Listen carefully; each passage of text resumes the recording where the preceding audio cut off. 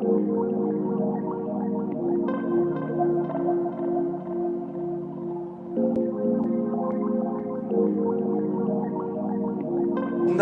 maison brûle. Et nous regardons ailleurs. Bienvenue dans Présage, le podcast qui questionne l'état de notre monde, les risques d'effondrement de notre civilisation industrielle et les façons de se préparer à vivre différemment. Je suis Alexia Soyeux et aujourd'hui je reçois Vincent Mignereau. Vincent Mignereau est chercheur indépendant et travaille sur la notion d'effondrement. Il a fondé le comité Adrastia en 2014, association qui a pour objectif d'anticiper et de préparer le déclin de la civilisation thermo-industrielle. Vincent Mignereau développe une théorie écologique de l'esprit qui cherche à expliquer la singularité environnementale de l'humain. L'effondrement, la question de l'effondrement est arrivée maintenant dans le discours écologique tous azimuts. Pour autant, nous apportons toujours les mêmes réponses qui sont celles, probablement, qui nous ont fait aller dans le mur, ou qui nous ont aidés à aller dans le mur en nous illusionnant sur notre capacité à protéger l'environnement. Il explique également pourquoi la transition énergétique, bien plus qu'un échec, serait une fable destructrice, tout comme l'ensemble des récits reposant sur le postulat qu'il serait possible de protéger l'environnement. Parce qu'elle souhaite se confronter au réel, dépasser la pensée magique, les mythes et les histoires que l'humanité se raconte, ces théories sont souvent troublantes et déstabilisantes. Nous n'avons pas un problème écologique, nous avons un problème existentiel qui génère un problème écologique.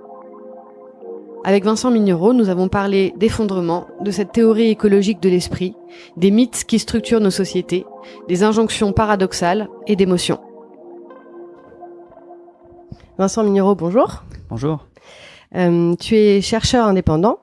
Tu es fondateur de l'association Adrastia qui a pour objectif d'anticiper et préparer le déclin de la civilisation thermo-industrielle de façon honnête, responsable et digne. Tu en es, je crois, le président d'honneur. Tu as passé le relais pour la présidence. Tu travailles particulièrement sur la place de l'humain dans son environnement et sur une théorie écologique de l'esprit.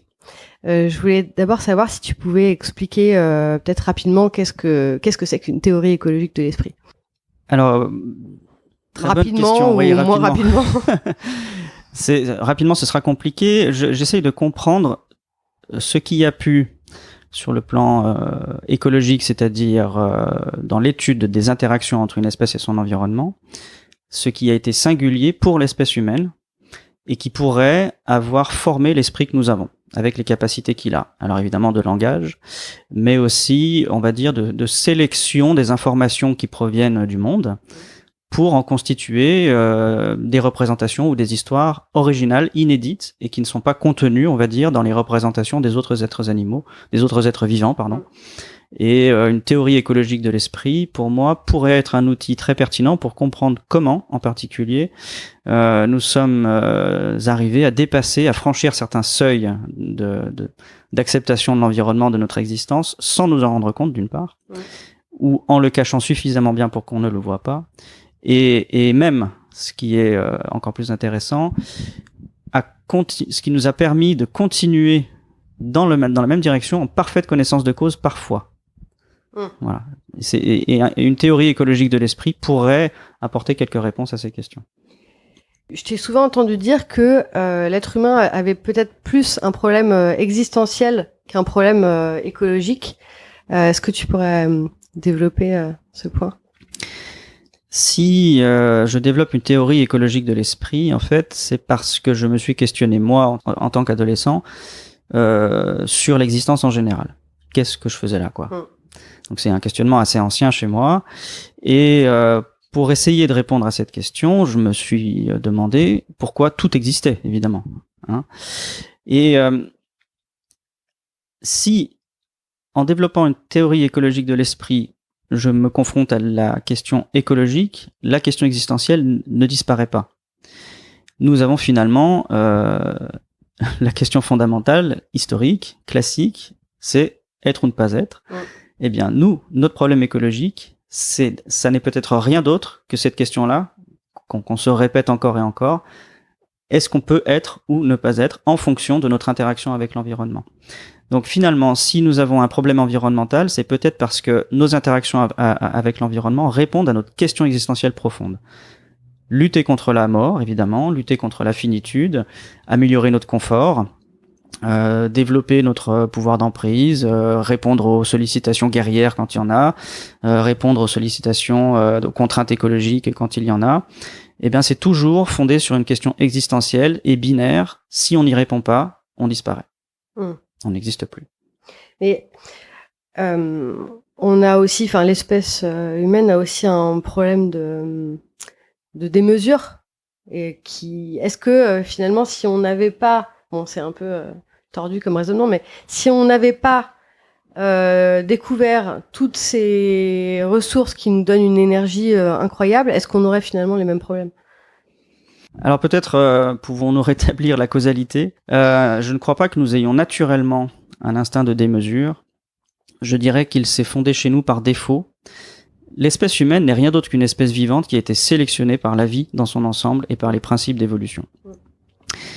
Et les fonctions que nous avons, le pouce opposable qui permet de saisir, la verticalité, le grand cerveau, etc., ce sont des choses qui ont vraiment été le produit de l'évolution. Simplement, nous avons été conçus comme étant des êtres vraiment très performants. Et cette performance adaptative a fait que le cadre de la régulation des proies prédateurs de laquelle nous nous sommes affranchis, a fait tomber quantité de limites. Et c'est là que l'hubris est apparu. Ça n'est pas nous qui avons eu l'hubris en nous, c'est juste que les limites autour de nous se sont estompées, nous les avons franchies, nous les avons dépassées, et en même temps que nous les dépassions, le besoin de les dépasser a été auto-entretenu, puisque plus nous dépassions les limites, plus nous en étions satisfaits matériellement, plus nous avions de descendants, plus nous avions d'enfants dans les meilleures conditions possibles. Et donc l'hubris, c'est moins, je pense, un instinct inscrit en nous qu'un défaut de réaction de l'environnement qui ne peut plus contrer notre pouvoir que l'environnement a lui-même créé, que l'évolution a elle-même créé. Tu dis quand même que on porte en nous, enfin l'espèce porte en elle depuis toujours le germe de sa propre autodestruction, mais du coup lié à l'absence de réaction de l'environnement, c'est ça ? C'est ça. Nous allons être une espèce qui va être elle-même, peut-être, sa propre autodestruction. Ça ne veut pas dire qu'il n'y ait pas eu d'autres espèces qui se soient autodétruites dans le sens où elles aient interagi avec l'environnement, au sens où potentiellement aux auto-intoxicants. On pense au verre blanc de farine de Lévi-Strauss. Évidemment, quand on ne peut pas percevoir les limites et qu'on est toujours sur le même mode adaptatif, on finit par s'auto-intoxiquer. Donc nous ne sommes pas forcément l'espèce exclusive capable de ça. Mais oui, le défaut de limite dans notre environnement, en fait, on pourrait le dire comme ça. L'espèce humaine vit une problématique abandonnique. Alors c'est un peu psychanalytique comme façon de le voir, mais l'évolution nous a désirés, elle a voulu que nous existions. Ou bon, c'est un petit peu téléologique comme cette façon de le dire. Évidemment, elle nous a pas désirés en tant que projet finaliste, c'est pas ça du tout. Mais malgré tout, nous sommes le produit de cette sélection-là. L'autodestruction, finalement, c'est quelque chose que cet abandon-là nous oblige à subir, mais ça n'est pas quelque chose qui est intrinsèque, à notre nature en tant que fatalité absolue, irrévocable. C'est plutôt le résultat d'un ensemble d'interactions écologiques, d'où la théorie écologique de l'esprit. Tu fais souvent référence dans tes interventions à des mythes et des histoires qui structurent nos sociétés.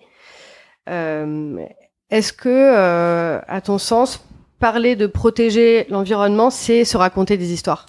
Oui, celle-ci, c'est vraiment une histoire absolument non vérifiée par le réel. Quand on parle de protéger l'environnement, ça voudrait dire qu'on puisse avoir des interactions qui ne touchent pas l'environnement ou qui le laissent en l'état.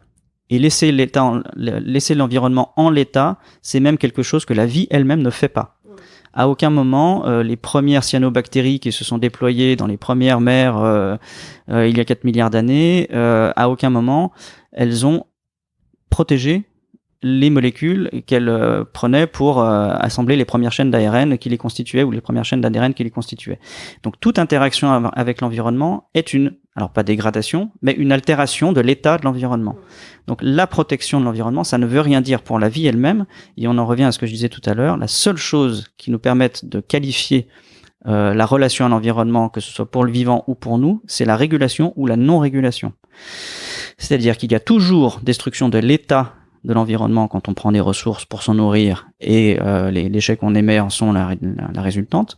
Et ces interactions sont régulées ou non. Mais il n'y a jamais protection. C'est quoi ces grands mythes qu'il faudrait faire tomber, les grandes illusions qu'il faudrait détruire? Alors là, on peut lancer un moratoire scientifique et politique sur l'écologie telle qu'elle s'est constituée jusqu'à aujourd'hui. Le premier mythe à faire tomber, c'est la possibilité de protéger l'environnement. Ça n'existe pas, ça n'est pas scientifique en tant que il n'y a aucune documentation, aucune étude qui montre que l'humain ait jamais protégé l'environnement. On se donne l'impression que c'est vrai. Parce que lorsqu'on crée un parc naturel, une zone naturelle protégée, on dit là, ça c'est la nature et c'est stable, il y a plus d'interaction avec elle, donc elle est pérenne. Mais ça c'est une construction mentale. On en revient à la théorie écologique de l'esprit. C'est cloisonner, c'est façonner un endroit du réel qui est clos et artificiellement clos, indépendamment des interactions biosphériques, et qui nous permet à nous de séparer nos intérêts, des intérêts supposés de la nature, etc.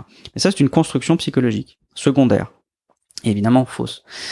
Au bout d'un moment, tous les parcs naturels, toutes les zones naturelles protégées vont finir par être impactées par la pollution, en particulier par le réchauffement climatique. La seconde chose qu'il faut absolument remettre en question et démystifier, c'est la possibilité de substituer les énergies par une autre. C'est extrêmement problématique parce que alors on pourra parler d'une forme de compulsion de répétition. Il n'y a aucune preuve scientifique que les énergies soient substituables. Le second point, c'est qu'on peut poser l'hypothèse que non seulement elles ne sont pas substituables, mais qu'en apportant de nouveaux moyens de production ou de conversion de l'énergie, finalement on renforce les moyens précédents. C'est l'hypothèse que je pose, qui à ce jour n'est pas invalidée, et je pense que c'est la première à travailler avant de faire une proposition, que ce soit le nucléaire ou les ENR ou la biomasse ou n'importe laquelle, parce qu'en fait, en les ajoutant au système, finalement, on renforce le système, y compris pour exploiter les hydrocarbures. Et donc, ces deux premiers mythes sont à faire tomber. Et la compulsion de répétition, c'est un concept qu'il faut, je crois, articuler avec notre problématique. La compulsion de répétition, ça veut dire que nous avons vécu un traumatisme initial, non résolu, et à propos duquel nous continuons à nous défendre de ce traumatisme non résolu en répétant les mêmes erreurs. Et nous avons imaginé que nous étions capables de protéger l'environnement. Nous avons mis en œuvre des stratégies pour honorer cette illusion, les parcs naturels, les zones naturelles protégées, les aménagements divers et variés de greenwashing industriel, tout ce qu'on veut, la substitution des énergies. Ça ne marche pas. Nous savons que ça ne marche pas. Nous le répétons à toutes les échelles, et je crains, je le constate même aujourd'hui. Alors la question de l'effondrement est arrivée maintenant dans le discours écologique tous azimuts, de partout, sur le plan politique, scientifique, même dans les grands médias et dans le showbiz. Pour autant, nous apportons toujours les mêmes réponses, qui sont celles, probablement, qui nous ont fait aller dans le mur, ou qui nous ont aidés à aller dans le mur en nous illusionnant sur notre capacité à protéger l'environnement. Par exemple, la transition énergétique qui n'a pas lieu, ou la protection de la biodiversité, etc. Je parlais de moratoire scientifique et politique tout à l'heure. Je pense vraiment que c'est quelque chose que nous devrions faire, parce que nous ne sommes pas dans l'hypothèse que ce que nous avons fait jusque-là pourrait éventuellement marcher demain. Nous sommes dans un échec massif, mais plus qu'un échec. C'est que les politiques et les actions qui ont été mises en œuvre, non seulement n'ont même pas réduit l'impact, mais sont corrélées historiquement à une accélération de l'impact et une augmentation gravissime de l'impact. Donc, ce sont des modèles de pensée et des propositions écologiques qui accompagnent une accélération dramatique. Et on en revient encore à cette théorie écologique de l'esprit. Comment parvenons-nous à focaliser notre attention sur des fantasmes, des mythologies dont on parlait, pour dissimuler une réalité qui va exactement à l'opposé de ces fantasmes et de ces mythologies? Donc la question qu'il faut se poser, c'est comment notre esprit peut se servir de ces mythologies, de ces fantasmes, pour maintenir un intérêt direct, adaptatif, qui est l'exploitation, la surexploitation, la destruction de l'environnement. Et à cette interface-là, entre la mythologie et la réalité qui n'y correspond pas, se place effectivement l'esprit. Et c'est cette question que je pose avec mon hypothèse de la théorie écologique de l'esprit, en la faisant remonter à plusieurs dizaines de milliers d'années, lorsque nous avons commencé, et peut-être même plusieurs millions d'années si on s'intéresse à tout le genre Homo, dont on sait qu'il a effectivement déjà commencé à impacter, on va pas dire détruire, mais à impacter, à anthropiser l'environnement. Donc vraiment, il faut intégrer l'espèce humaine comme n'étant rien d'autre qu'un produit de l'évolution, avec une fonction adaptative particulière qui s'appellerait l'esprit. L'esprit qui vient camoufler une partie du réel désagréable, afin de profiter mieux du réel.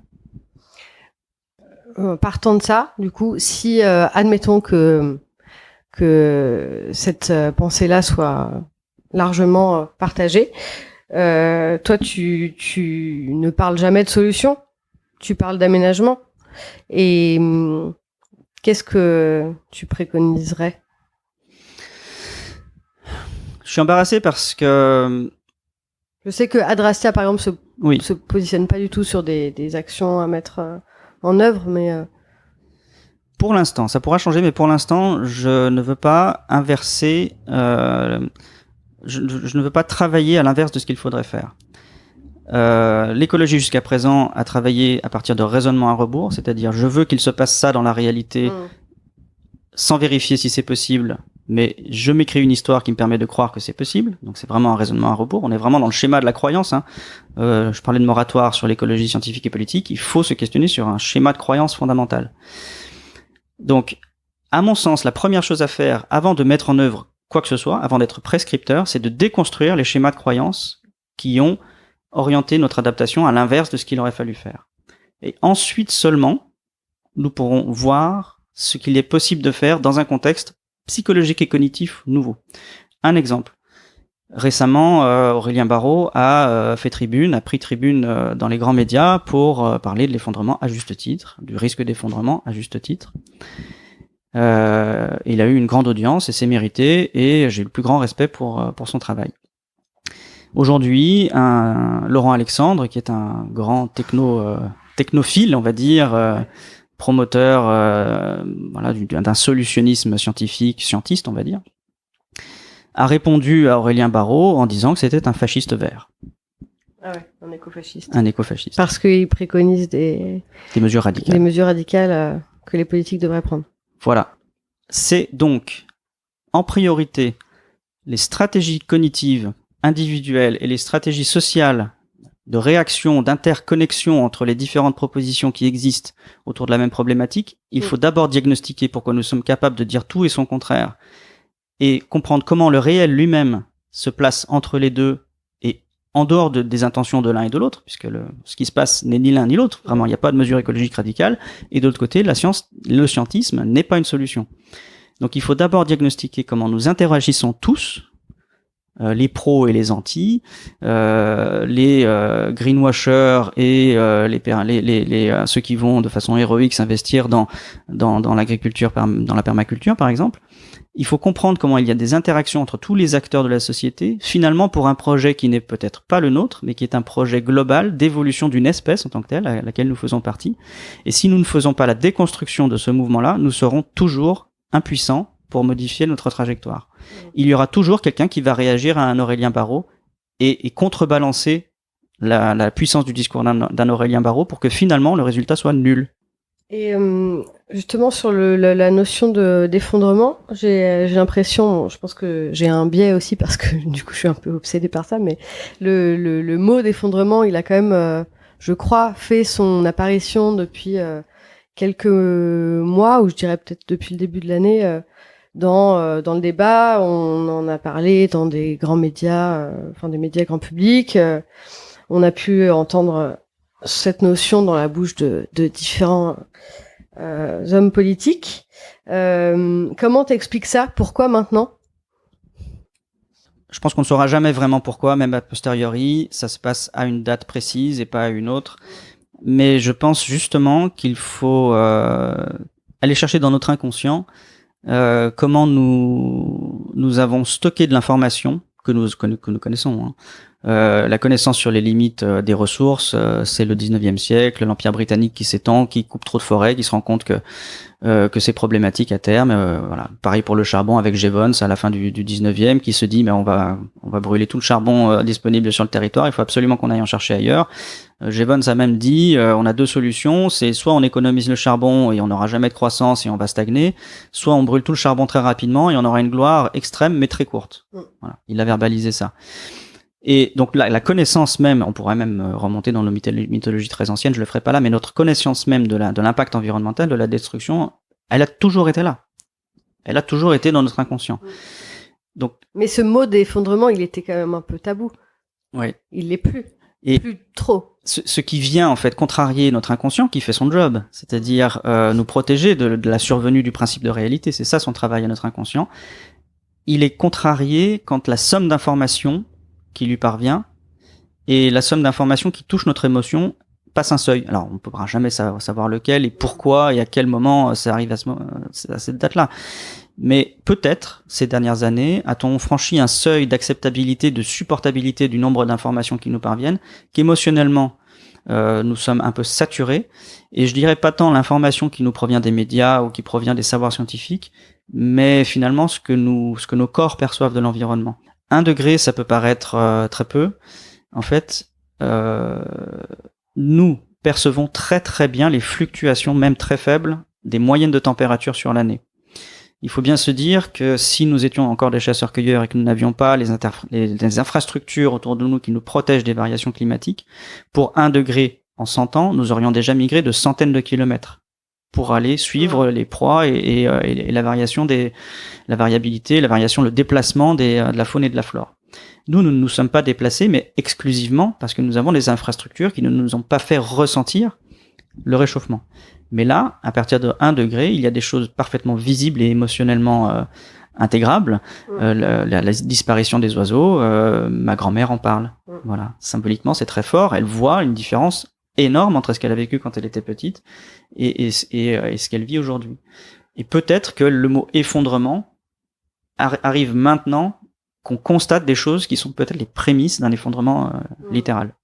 Et est-ce que tu penses que justement la pensée de l'effondrement, puisqu'on voit qu'elle commence à se diffuser, est-ce que tu penses que ça peut être récupéré par le système en place? Ça a été verbalisé par notre Premier ministre. Il a littéralement dit qu'il avait donc lu Effondrement de Jared Diamond, qu'il y avait donc un risque d'effondrement, et que pour lutter contre l'effondrement, il fallait absolument que notre société défende sa puissance économique pour rester la tête hors de l'eau. Je paraphrase à peine. Presque. Voilà. Donc, oui, bien sûr. Donc ça peut l'être. Ça le sera, enfin, c'est même déjà le cas, il y a aucun doute là-dessus. Le transhumanisme instrumentalise le risque d'effondrement pour légitimer une forme de fuite du réel, sans aucun doute. Du coup, ça peut être aussi, à l'inverse, assez dépolitisant de parler d'effondrement, parce que après, effondrement, on peut mettre plein de choses derrière ce mot, mais on entend quand même, enfin moi en tout cas j'entends assez souvent, de toute façon c'est foutu, donc continuons comme aujourd'hui, ou alors même vivement l'effondrement. Ça c'est encore autre chose, mais je dirais 2 choses. Pour ma part, on peut me reprocher parfois, on le dit parfois, que je dépolitise. Je n'ai pas du tout cette impression-là, parce qu'en fait, je responsabilise. Et responsabiliser, pour moi, c'est vraiment donner de l'information au système pour qu'il intègre politiquement, non de façon non partisane, mais pour qu'il intègre dans son organisation sociétale les paramètres liés à l'effondrement. Et en fait, la question du politique partisan est plus subtile que ça, et il faut encore une fois prendre un peu de recul par rapport à l'évolution de l'espèce et regarder à quoi a servi le politique jusque-là. Est-ce que le politique a eu de toute l'histoire de l'humanité, un quelconque rapport avec la protection ou non de l'environnement? Et en fait, la contrainte de savoir la contrainte qui nous fait nous organiser ou pas, qui nous fait nous déployer ou pas, qui nous fait économiser ou pas des ressources, ça n'est jamais, à mon sens, des choix politiques. C'est comment les choix politiques sont sélectionnés par les contraintes extérieures du système. Je dirais que dans l'espèce humaine, à quasiment toutes ces histoires, toutes les options stratégiques, politiques, ont existé. Que ce soit le repli sur soi, que ce soit l'entraide, la coopération, la rivalité, l'économie des ressources, le conservatisme ou le progrès, tout a existé de tout le temps. Il y a toujours quelqu'un dans le système social qui veut ça et l'autre qui veut autre chose. Comment les choix se font à un moment donné, c'est à mon sens en fonction des paramètres extérieurs qui sont le taux de pression, la pression de la compétition qui peut être due à une variabilité climatique, qui peut être due à une communauté à l'extérieur qui viendrait nous agresser ou pas, qui pourrait être due à une pénurie d'une ressource, etc. Et à ce moment-là, en fonction des contraintes extérieures, tel ou tel choix politique est fait. Mais c'est très important de replacer cette causalité dans ce sens-là, c'est-à-dire à l'extérieur de l'humanité en fonction de paramètres écologiques, écosystémiques, et ensuite politiquement, l'humanité s'adapte. Mais à mon sens, jamais l'humanité ne s'est dit « je veux cette chose-là » et elle va se réaliser parce que j'ai le désir. Ça, c'est un raisonnement à rebours. Et c'est important par rapport à la proposition qui est faite énormément en ce moment, qui est celle de changer de récit. Ouais, justement, je voulais en parler. Quand on dit « il faut changer de récit », on décide que le réel doit se conformer à un récit. C'est donc un présupposé de toute puissance, en fait. C'est même culturellement un héritage typique de la culture occidentale qui a réussi à formater le réel à son désir parce qu'elle en avait les moyens, parce qu'elle avait le pétrole et les hydrocarbures pour le faire. Mais ça ne veut pas dire que ça va se produire. Causalement, ça n'est jamais, c'est ce que je disais tout à l'heure, ce que décide l'esprit qui peut se réaliser. C'est la réaction du réel par rapport à ce qui est choisi dans l'esprit qui dit oui ou non c'est possible ou pas. Par exemple, on va choisir une économie sociale et solidaire. Est-ce qu'elle est réalisable en ce sens qu'elle est capable de maintenir un niveau de vie ou un niveau de sécurité satisfaisant pour le plus grand nombre immédiatement ou dans 10 ans? On n'en sait rien. Et c'est si ça satisfait les peuples, si ça satisfait les besoins élémentaires des peuples, que oui ou non, cette narration, ce récit-là, sera accepté ou pas, sera sélectionné, on va dire, par le corpus social. Mais on peut pas imposer ça. Et si on cherche à l'imposer, on tombe dans le discours éventuellement fascisant. C'est une possibilité, pourquoi pas. Mais en tout cas, ça ne sera jamais une réponse positive du système ou une réponse vertueuse. Alors, je me suis permis de prendre quelques notes par rapport aux différents récits qui émergent en ce moment. Et je vais recontextualiser ces nouveaux récits.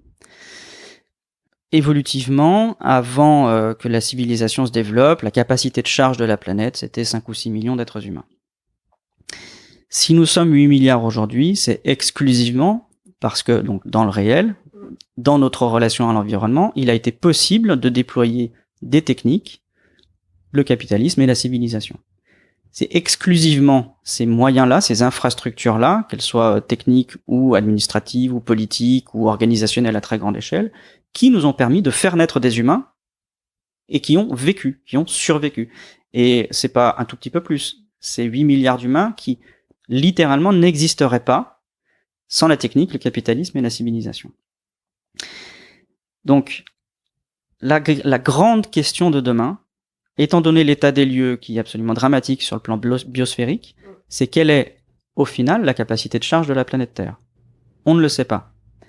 En revanche, ce qui est à craindre, c'est qu'au fur et à mesure du temps, nos capacités techniques d'organisation à grande échelle se réduisent. Par manque d'énergie, par manque d'alimentation. On sait que les rendements agricoles commencent à baisser sur le simple critère du réchauffement climatique. Et à ce moment-là de questionnement sur la possibilité de maintenir en vie 8 milliards ou 9 milliards ou 10 milliards d'êtres humains sur Terre, on commence à inventer des nouveaux récits. Des nouveaux récits qui implicitement, mais sans l'admettre, sans se l'avouer, commencent à parler de ceux qui risquent de mourir. Mais c'est pas clairement dit. Je vais citer quelques récits. On connaît très très bien le récit de la sobriété heureuse, mais qu'est-ce que dit la sobriété heureuse implicitement à ceux qui sont déjà à la marge de la société et qui subissent en premier les aléas climatiques, évidemment les migrants, évidemment les Yéménites, évidemment les familles au Bangladesh qui sont obligées de migrer, de sortir de la campagne parce qu'elle n'est simplement plus vivable. Qu'est-ce que la sobriété heureuse dit implicitement à ces gens-là? C'est rester pauvre, mais souriant. C'est un message extrêmement, que je trouve moi, assez violent. Je pourrais articuler ça un petit peu plus tard sur le fait que cette sobriété heureuse, justement, elle n'est pas appropriée par tout le monde, elle est appropriée par une classe très spécifique de la société. Je pourrais préciser ça tout à l'heure. Le discours de l'entraide ne s'adresse pas vraiment aux plus pauvres d'entre nous, dont d'ailleurs on se fiche toujours. Je ne crois pas que la plupart des gens qui s'inquiètent de l'entraide en France aient utilisé leur assurance vie ou leur livret A pour l'envoyer en Afrique ou envoyer de l'argent en Afrique. C'est pas vraiment ce qu'on constate aujourd'hui. on pourrait envisager que ce discours-là ne soit pas sanctionné par des faits et qu'on constate plutôt une entraide sélective. Dans l'encyclique du pape, le Laudato Si, on a retrouvé le discours historique des grandes religions qui est que la pauvreté est honorable et respectable et que de toute façon on sera sauvé dans la vie et on sera sauvé dans l'au-delà. Donc le discours implicite, c'est il faut rester pauvre. Vous pouvez rester pauvre, vous devez même rester pauvre. Le discours de Macron, c'est rester pauvre, mais débrouillez-vous. C'est la Startup Nation. Là encore, on commence implicitement, ce discours-là intègre le fait qu'il ne soit plus possible de proposer aux plus démunis d'entre nous un surclassement, une évolution sociétale vraiment dans un meilleur confort, avec de meilleurs salaires, etc. On abandonne. C'est vraiment une problématique d'abandon. Enfin, la seule proposition qui est faite aux gens, c'est de traverser la rue. Il n'y a plus rien d'autre, quoi.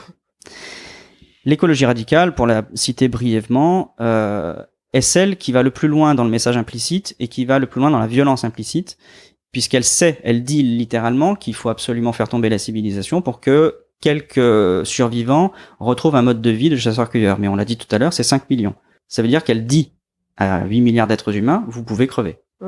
Vous devez crever, en fait. Puisqu'il faut absolument sauver l'idéal naturel qui est censé être le mode normal d'évolution de la biosphère. Donc, il faut vraiment comprendre comment les discours aujourd'hui commencent à articuler l'effondrement sans vraiment l'admettre, et surtout commencent à articuler les relations de classe, afin de maintenir un statu quo pour une classe toute particulière. Et là, je vais prendre un exemple anthropologique. Une étude qui est sortie assez récemment, qui a remarqué que dans une petite tribu des Philippines, de chasseurs-cueilleurs, ceux qui avaient la capacité d'émettre des narrations, des contes et de les transmettre, étaient aussi ceux qui transmettaient le mieux leurs gènes. Et pourquoi ? Parce qu'en fait, ils avaient plus d'enfants que le reste de la communauté et qui vivaient dans les meilleures conditions. Ils se nourrissaient mieux. Et finalement, la conclusion de l'étude, c'est la capacité à émettre des récits et à les imposer ou à les proposer à la communauté vous fait avoir des avantages matériels et vous permet de mieux transmettre vos gènes, y compris la capacité à transmettre des récits. Alors pourquoi aujourd'hui je vous ai cité ces différents récits-là ? Parce qu'il faut intégrer dans la réforme de notre cognition et de notre organisation psychologique, sociétale, avant même d'être prescripteur, il faut intégrer qu'en fait le système va d'abord défendre ses intérêts historiques tels qu'ils sont. Et cette classe, on va dire bourgeoise, caricaturalement, qui est très volontaire pour émettre de nouveaux récits, il faut se demander dans quelle mesure, en fait, elle ne va pas d'abord protéger ses intérêts et proposer des récits qui permettront, on va dire, un peu violemment, mais d'anesthésier les personnes. Et puis d'ailleurs, c'est le cas. Enfin, le discours de la politique libérale de Macron a des intentions anesthésiantes. Et il faut vraiment essayer de comprendre comment finalement la perspective à venir, c'est peut-être moins des grandes révolutions qu'une grande apathie. Et que cette grande apathie, elle pourrait être portée en particulier par ceux qui souhaitent cette apathie-là pour conserver leurs intérêts adaptatifs. On en revient à des intérêts premiers d'ordre évolutionniste. Mais ça, c'est sans compter quand même sur des grands chocs qui peuvent survenir. Et justement, je voulais savoir, toi, est-ce que tu te fais dans ta tête une idée des temps qui viennent ? Est-ce que tu as des... Alors là, on est obligé non pas de se rattacher au récit, mais de se raccrocher à la science-fiction. Moi, c'est vraiment ce qui m'intéresse le plus. Mais même la science-fiction est probablement défaillante. Le réel se débrouillera toujours pour pour faire autre chose que ce qui a été anticipé. Cela dit, malgré tout, malgré ce que les critiques peuvent émettre sur les capacités prédictives de la science-fiction, si on regarde un tout petit peu ce qui se passe en Chine, certaines choses ont déjà été dites et ont déjà été craintes dans quantité d'ouvrages de science-fiction. Un point. 2 points. Si je réfléchis à l'inscription de l'humanité dans un processus évolutif global, j'ai dit tout à l'heure qu'il n'y avait pas de finalité anthropique, il n'y a pas de finalisme dans l'évolution, et peut-être que l'évolution est totalement absurde et n'a pas de projet particulier. Et justement, dans cette absence de projet particulier, ce à côté de quoi nous sommes en train de passer, en tant que nous nous pensons parfaitement souverains dans la gouvernance de notre avenir, c'est de quelque chose qui n'était pas forcément bien identifiable, mais qui est la survenue de ce que nous avons fait, nous, avec quantité d'animaux, c'est la domestication. La domestication, c'est-à-dire rendre dépendants pour leur survie quantité d'êtres animaux, d'êtres vivants. Ils ne peuvent vivre que grâce à nous maintenant. Il est possible que nous soyons déjà dans un processus de domestication par la technologie. C'est-à-dire qu'aujourd'hui, et avec l'IA, ce processus risque de se renforcer. Alors, pas l'IA forte qui ne pourra certainement jamais exister, mais simplement des algorithmes de calcul extrêmement puissants. Il est possible qu'aujourd'hui, nous ne puissions plus nous affranchir des IA ou des algorithmes pour gérer notre gouvernance, ne serait-ce que dans l'approvisionnement des ressources ou les marchés, et que du coup, nous ne soyons plus souverains pour notre avenir. C'est-à-dire que nous avons peut-être, sans le voir du tout, délégué totalement les grandes directions, les grands choix adaptatifs, y compris pour ceux qui ne sont pas connectés au réseau Internet. Enfin, quand on vit en Afrique, quand on vit en Afrique sans téléphone portable, la capacité ou non d'avoir des céréales quand sur place on ne peut plus se nourrir dépend de ce que des choix qui auront été faits sur les grands marchés à l'international, calculés à 70% par des algorithmes en automatique. Et donc des famines pourront être des choix qui auront dépassé totalement notre gouvernance globale.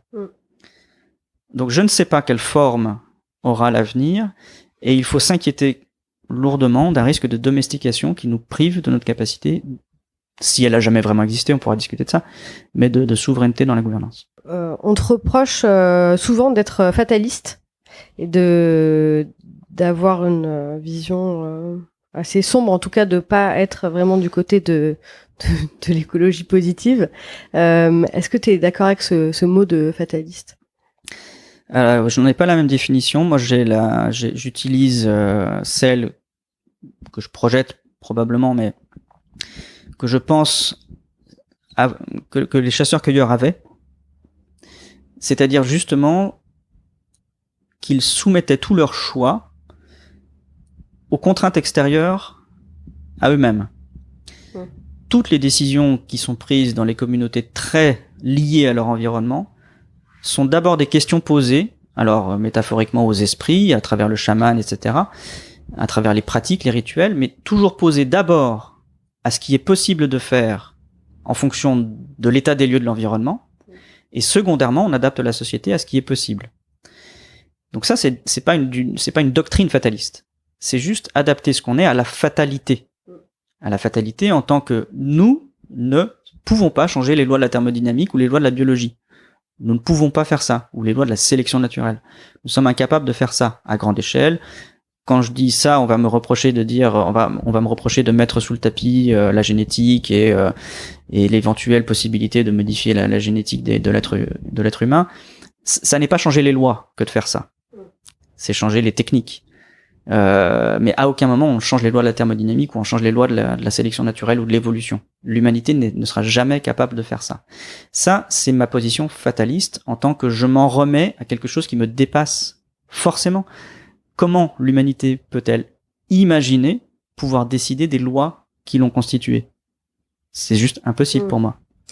Et quelle place tu fais aux émotions dans ton travail et dans tes recherches ? La question, on en a parlé hors micro, mais un peu la question aussi de la quête de sens de l'existence et de toutes les émotions qui sont liées à ça et toutes les émotions qui surviennent quand on fait entrer le mot d'effondrement dans la vie, quoi. La première chose sur laquelle je suis vigilante, c'est de commencer à travailler la question de l'effondrement à partir des émotions. Parce qu'en fait, les émotions sont justement un produit de l'évolution qui est fait pour, à mon sens, je peux me tromper là-dessus, mais qui est fait pour nous guider vers notre intérêt premier immédiat. Et en fait, les émotions sont extrêmement conservatrices. C'est ce que je disais dans une interview précédente. Les émotions servent à protéger l'intérêt premier de l'homéostasie, voilà, de l'équilibre du corps dans l'approvisionnement en énergie, le bien-être, la thermorégulation de l'environnement. C'est beaucoup, c'est peut-être même exclusivement parce que nous avons suivi nos émotions qui nous ont guidés vers les meilleures circonstances adaptatives possibles que nous en sommes arrivés là.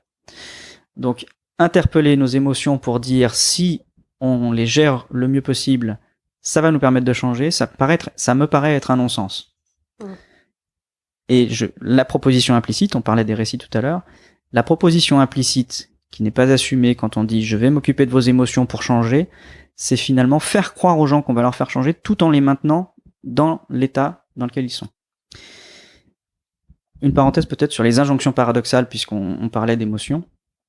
Une injonction paradoxale, c'est dire deux choses, envoyer deux messages à son prochain, à la fois lui dire je t'aime et je ne t'aime pas, dans le même message. Et vous avez interviewé Olivier de Schutter récemment, passionnant, et qui disait la réalité de toute réforme de modèle agricole, ça ne veut pas dire que les modèles agricoles aujourd'hui soient vertueux et qu'il ne faille pas les réformer. Ça veut dire que les modèles agricoles, si on les réforme, quoi qu'il en soit, c'est forcément une baisse de rendement. Olivier de Schutter le dit très bien. Baisse de rendement, ça veut dire mathématiquement un plus grand coût de l'alimentation moyennée pour la population. Mécaniquement, ça veut dire que les plus pauvres, ceux qui ont déjà le plus de difficultés à se nourrir, vont avoir encore plus de difficultés à se nourrir. Donc quand l'écologie dit à la population dans son ensemble, il faut absolument modifier les modèles agricoles pour votre bien-être demain, donc ça c'est le message d'amour, elle dit en même temps, mais de façon implicite et non assumée, je vais vous faire payer plus cher la nourriture. Donc je ne vous aime pas. Et ce double message, cette injonction paradoxale, fait partie des verrous absolus qui empêchent l'écologie d'être ne serait-ce qu'entendue par la population générale. Parce que oui, si nous sommes passés de 5 millions à 8 milliards, c'est parce que nous n'avons jamais fait d'écologie au sens de protection de l'environnement. Et que toute mesure de protection de l'environnement aura, à terme, à un moment donné, un impact sur les humains, et en particulier ceux qui sont déjà dans la difficulté. Et cette injonction paradoxale condamne probablement tout discours écologique, scientifique ou politique. Est-ce que tu penses qu'il y a une sorte de fascination de l'effondrement et question parallèle, est-ce que on attend un sauveur? La fascination morbide pour l'effondrement, je crois qu'elle existe. Je ne la vois pas être si présente que ça, hormis peut-être parmi certains survivalistes qui... Alors, peut-être pas fascination, mais attente fébrile. Il y a deux grands camps politiques qui attendent avec une grande fébrilité une forme d'effondrement, c'est l'extrême gauche et l'extrême droite, qui n'ont pas pu obtenir plus de pouvoir qu'ils n'en ont eu jusqu'à présent parce qu'ils n'étaient pas légitimes, en tout cas dans les modes de gouvernance jusqu'à présent. Et ils sont certainement assez impatients que les gouvernances traditionnelles s'effondrent pour éventuellement espérer prendre un petit peu de pouvoir. Donc oui, là on pourrait voir peut-être pas une fascination, mais une attente fébrile et peut-être même déjà omniprésente inconsciemment dans les inconscients de ces mouvements politiques-là. Et est-ce qu'on attend un sauveur ? C'est pour moi quelque chose de profondément ancré dans notre imaginaire et qui est là en permanence et dont je me défends absolument. Je suis extrêmement craintif de ça parce que renvoyer à plus tard, c'est-à-dire après l'effondrement, une survie potentielle dans un monde nouveau, vertueux, tellement bien, tellement généreux, tellement coopératif, etc. Déjà, c'est une promesse qu'on n'est pas du tout sûr de pouvoir tenir étant donné le contexte. C'est la première chose. Et la seconde chose, c'est que c'est une promesse, je crois, démobilisante dans l'instant. C'est-à-dire que ça met immédiatement les gens dans une position attentiste. Le sauveur va arriver un jour, donc en attendant, ne changeons rien, voire continuons à faire des bêtises, et nous serons expiés finalement. C'est ça le discours millénariste. Et il obtient l'effet inverse en fait de ce qu'il souhaite. Pourquoi est-ce que tu penses qu'il y a autant de querelles et de disputes dans les milieux écologistes et même au sein des gens qui pensent cette notion d'effondrement? Si ça paraît très contre-productif à plein d'égards et voilà. Qu'est-ce que t'en penses? Et aussi de la quête de pureté du milieu écologiste qui est, que je découvre un peu, mais qui est assez étonnante, quoi. Nous n'avons pas un problème écologique, nous avons un problème existentiel qui génère un problème écologique. Je ne crois pas que ceux qui s'investissent particulièrement dans l'écologie inconsciemment soient tous vraiment inquiets de la protection de l'environnement. En revanche, pour beaucoup, je dis pas tous, mais pour beaucoup, en particulier chez certains leaders, il y a un besoin très fort d'exister autour de cette question-là. Je ne veux absolument citer personne, et je ne le ferai pas parce que ça n'a aucun intérêt.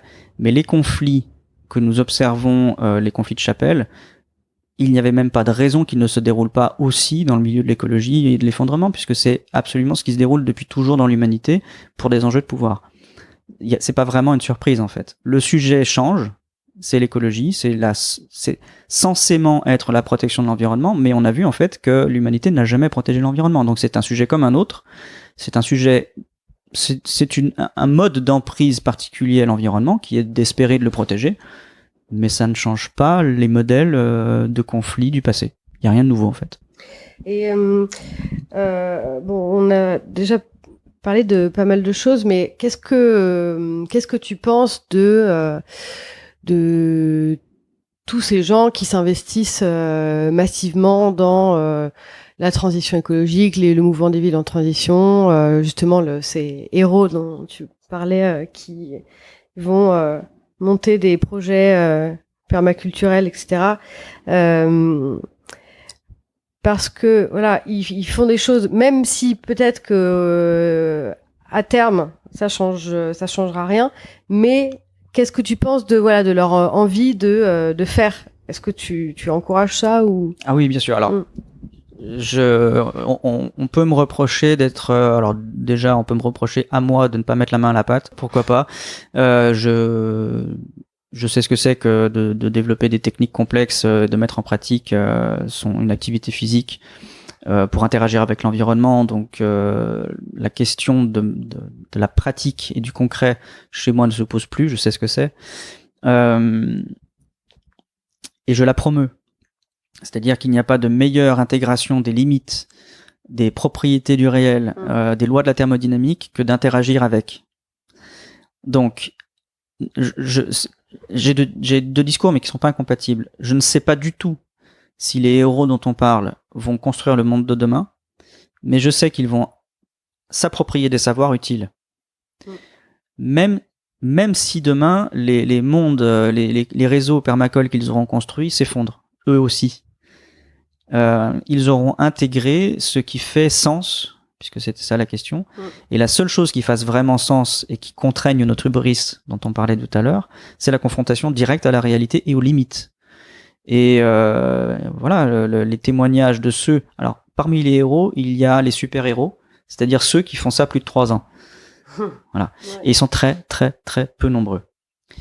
Et parmi ceux-là, ceux qui font ça plus de 3 ans, eh bien, le retour d'expérience, c'est que c'est extrêmement dur, que c'est 14 heures de travail par jour, que la frustration est permanente, et que les promesses qu'on s'est faites au départ, la plupart ne sont pas tenues. Donc, j'encourage vraiment à traverser ces épreuves-là si on se sent de le faire. Je ne vais pas dire que c'est une solution parce que personne ne peut le savoir.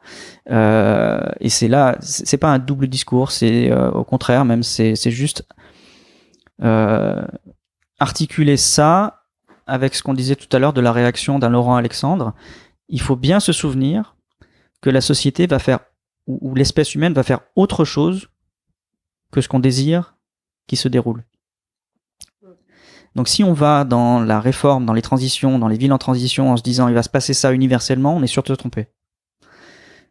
Parce que dans 30 ans, je spécule, mais dans 30 ans, il y aura peut-être vraiment une gouvernance littérale des algorithmes sur toutes nos actions, et ce seront peut-être, les gouvernances seront peut-être faites d'ordinateurs très largement interconnectés et d'IA qui dictent tout notre quotidien, etc. On n'en sait rien. Et peut-être même qu'il y aura une hybridation de tout, de l'ensemble, c'est-à-dire que les modèles agricoles, mais c'est déjà le cas en fait, les modèles industriels agricoles sont pilotés par GPS avec des ordinateurs qui font les programmes d'épandage sur l'année. Enfin, oui, se confronter à la réalité en n'oubliant pas que la réalité ne réagit pas du tout en fonction de nos désirs. Parce que finalement, quand on pense à la question de qu'est-ce qu'on peut faire, est-ce qu'il faut agir, ne pas agir et comment agir, en tout cas, moi, je me dis quand même que la question, c'est aussi celle de limiter la casse, finalement, parce en tout cas, moi, j'ai conscience qu'on va pas sauver la planète, comme on dit. Enfin, c'est pas vraiment la question, mais limiter la hauteur de la chute ou limiter la casse. Alors là, par contre, il y a une vraie réponse, et que je défends, mais très fort. La seule façon de limiter la casse, c'est de déconflictualiser nos relations collectives. Vraiment, hein, les discours tranchés, non nuancés, génèrent ce dont je parlais tout à l'heure, un conflit Aurélien Barraud, Laurent Alexandre, totalement stérile au final, et qui génère pour la société un statu quo total. C'est-à-dire que personne ne va faire de choix. Alors que si on intègre qu'il existe effectivement du scientisme et des délires technoscientistes, et que par ailleurs, il faut réformer les modèles agricoles, et qu'on fait discuter tous ces gens ensemble, je ne sais pas si c'est possible, mais c'est ce vers quoi je veux aller moi. Si on déconflictualise toutes les relations, oui, ça peut, alors pas limiter la hauteur de chute sur le plan physique, parce que ça, mais gérer cette chute-là pour qu'on ne surajoute pas aux difficultés matérielles, des difficultés sociétales, de la violence, de la guerre civile, etc. Et c'est, on a pu être surpris de certains de mes positionnements, du retrait que j'ai pu avoir par rapport à des mouvements que je suspecte de devenir très politiques. C'est parce que je ne fuis pas le politique, mais je fuis la politique partisane, qui est ce qu'on disait tout à l'heure, probablement ce qui a permis de, historiquement, se défausser en permanence de la responsabilité de l'exaction environnementale qui a permis à l'ensemble de l'espèce humaine de se déployer et d'arriver là où elle en est. Et rejouer ce modèle-là de conflictualisation de la relation au réel et de la relation entre les humains, c'est pour moi augmenter le risque de problèmes au cours de la gestion du déclin ou de l'effondrement. J'ai une question aussi un peu différente, mais est-ce que tu penses, qu'est-ce que tu penses de la comparaison avec la courbe du deuil pour quand on prend conscience des vulnérabilités du système? Est-ce que c'est pertinent à ton sens? J'ai d'abord adhéré à cette grille de lecture et puis je me suis rendu compte des effets toxiques qu'elle pouvait avoir. Il est strictement impossible de faire le deuil de quelque chose qui ne disparaît pas. Et donc, ça fait partie des injonctions paradoxales ou des injonctions insupportables, je dirais, pour le citoyen ou pour celui qui s'inquiète de l'avenir. Si vous dites, vous devez faire le deuil de la civilisation thermo-industrielle et que vous vous levez tous les jours avec la civilisation thermo-industrielle autour de vous, c'est impossible à gérer émotionnellement. Et c'est même une torture, en fait. Et donc, cette courbe du deuil, elle est valable dans de tout petits champs de réflexion qui sont pour ce qui est du passé. On ne peut faire le deuil d'ailleurs ça prend des années de faire un vrai deuil, on ne peut littéralement faire le deuil que de ce qui a vraiment disparu. Et je crains, moi, quand on dit aux gens faites le deuil de quelque chose et je vais vous donner la solution pour faire un deuil correct, c'est pour moi à la fois donner le poison et le remède. Et ça, c'est un mouvement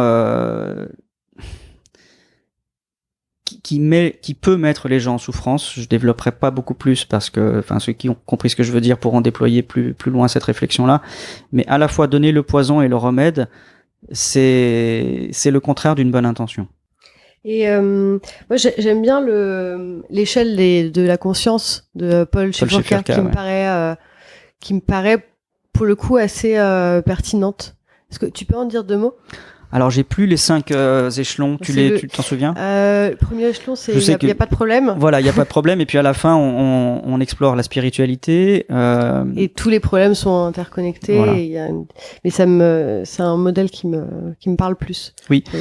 Mais du coup, là, il n'y a pas d'injonction paradoxale, du coup. Il y a une vraie progression dans l'acception des limites. C'est exactement comme ça que Paul Shefurka le décrit. Et quand on a fini par par comprendre qu'on était intégré à un système qui nous dépasse, donc là c'est une forme de fatalité dont les règles proviennent de l'extérieur de nous-mêmes, eh bien on peut commencer à explorer, mais de façon rigoureuse et comment dire,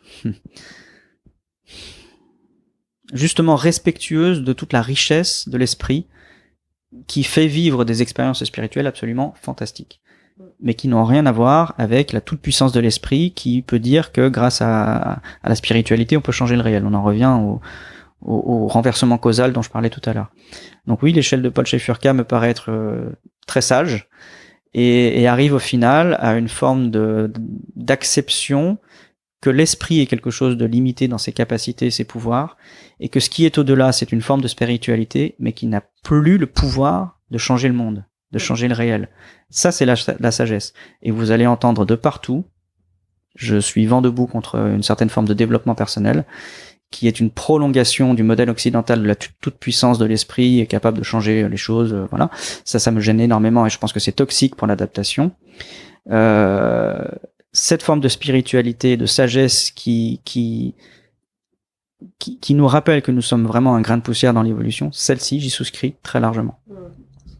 Et pour finir, mais pas la moindre question, qu'est-ce que tu conseillerais pour, face à l'immense sentiment d'impuissance qu'on a, je pense que beaucoup de personnes ont et qui paralysent, quel serait ton conseil?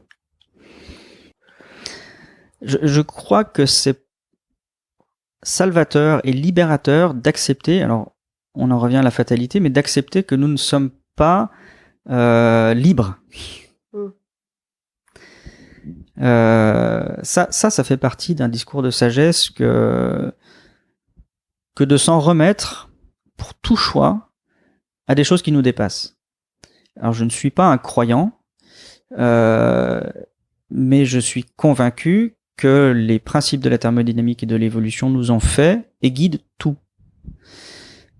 Ça, pour moi, ça me paraît absolument nécessaire et ça apaise vraiment. Hein. Ça apaise vraiment, non pas de se défausser, justement, c'est pas ça, mais de continuer à faire des choix en intégrant ce que le monde occidental dans ses modèles cognitifs a oublié, c'est l'autre. Autant, comme je le disais, les chasseurs-cueilleurs en permanence interpellent l'autre, l'altérité pour faire leur choix, autant les occidentaux imposent ce qu'ils veulent à l'altérité.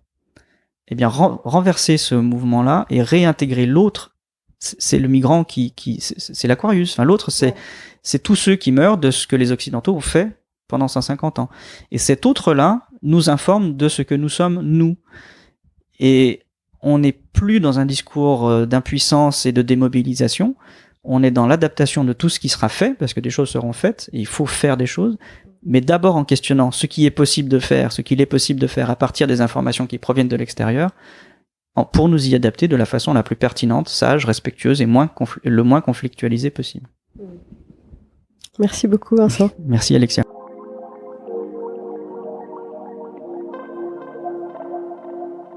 Merci beaucoup à Vincent Mignereau pour notre conversation et merci encore à vous tous pour votre écoute et tous vos messages qui me font très plaisir.